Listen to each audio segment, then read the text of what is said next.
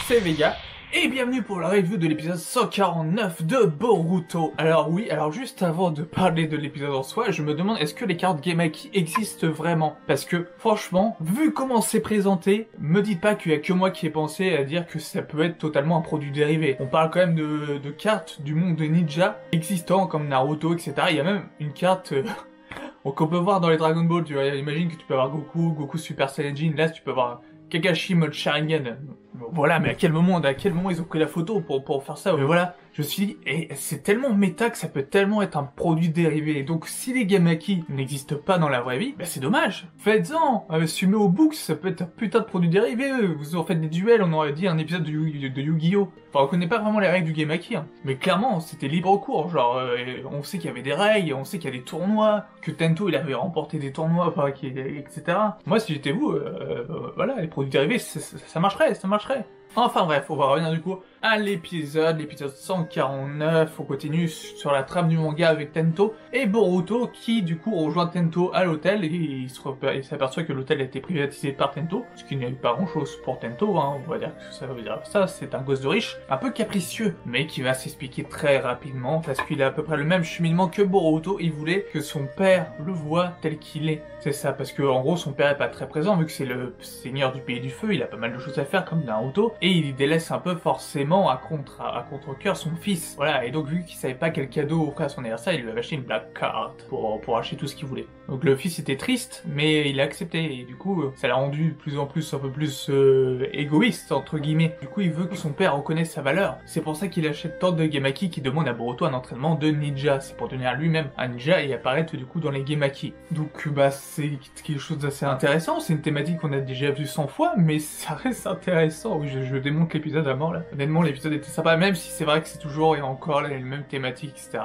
Bon, là au moins, c'est clairement dit avec le lien avec Boruto, on a vécu la même chose, ok, on peut se comprendre, etc. Mais avant tout ça, Boruto, il fallait qu'il accepte. Et Boruto, il voulait donner une leçon. Et on a vu le retour du Sexy Jutsu, version soutien-gorge, et du Harem no Jutsu. Alors, Boruto garde cette technique bien précieusement, parce que cette technique a failli sauver le monde. Voilà. Contre Kaguya, ça avait marché. Ça peut tout se marcher contre n'importe qui. Car ces techniques-là, contre un Otsutsuki, plus tard, ça te sera utile. Enfin bref, du coup, c'est comme ça que ça n'a pas marché. Lui, il rigole, il fait, ouais, il y a que des bonasses, des bombasses en plastique qui viennent chez moi et tout. J'ai l'habitude. Il m'avait tué ce passage parce que du coup tu fais ok, et même Boruto il fait quoi à son âge? Voilà, donc c'était vraiment attaque-là qu'avant, du coup voilà, il demande après à Boruto, en échange de la carte que Boruto voulait, et c'était forcément, on le savait tous, celle de Sasuke. Boruto il voulait la carte de Sasuke. En échange de cette carte-là, il doit apprendre à devenir un shinobi. Au début ça saoule Boruto, pour lui il va clairement le faire chier, mais au fil en aiguille il voit que Tento est quand même assez mordu pour devenir un shinobi, d'où les raisons que j'ai expliquées un peu auparavant, et du coup il va l'entraîner assez ardument. Et de là va naître un début d'amitié assez sympa. Du côté des bandits de Mojina, le chef du coup des bandits de Mojina a vu Alfred, il a pris possession de son corps, voilà, j'ai pas grand chose d'autre à dire dessus, voilà, donc il a pris possession, on va le voir à l'œuvre dans le prochain épisode, voilà, je suppose que là il a reconnu Boruto Uzumaki, j'ose espérer qu'il y aura quand même un dialogue comme quoi ils se connaissent, un minimum, ils se sont affrontés.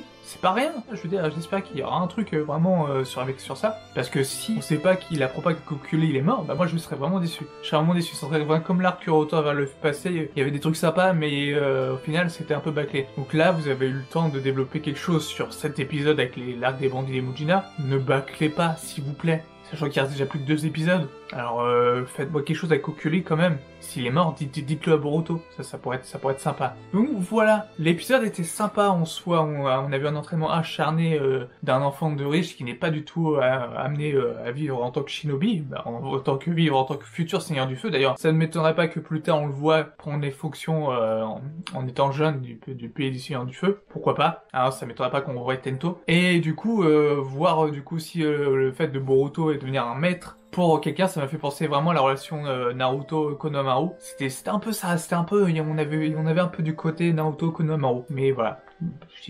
Ça m'a un peu fait tilt pour ce côté-là. Mais en tout cas, voilà, j'ai fait à peu près le tour de l'épisode, il était vraiment quand même sympa à regarder, même si j'ai un peu démonté de droite à gauche. C'était sympa, mais ouais, je le redis, hein, faites-en un jeu de cartes, bordel. C'est pas pour vendre des produits dérivés, ça sert à quoi de faire un jeu de cartes aussi méta, dans son propre univers? Voilà, peut-être que c'était pas passé, hein, mais voilà, peut-être que ça existe et moi je suis pas au courant, c'est tout.